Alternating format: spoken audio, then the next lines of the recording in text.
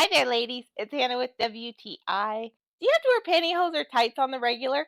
But it's now cold and you're tired of your legs being freezing from that blowing air? No longer a problem with Mancib's fleece-lined tights. These things are so warm.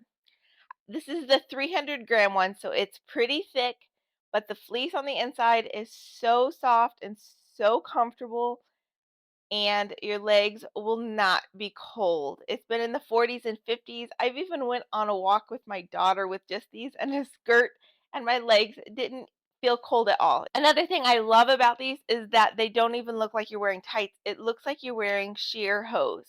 So it's a really cool feature when that's still the look you want to go for, but you want the extra warmth from these really thick fleece-lined tights.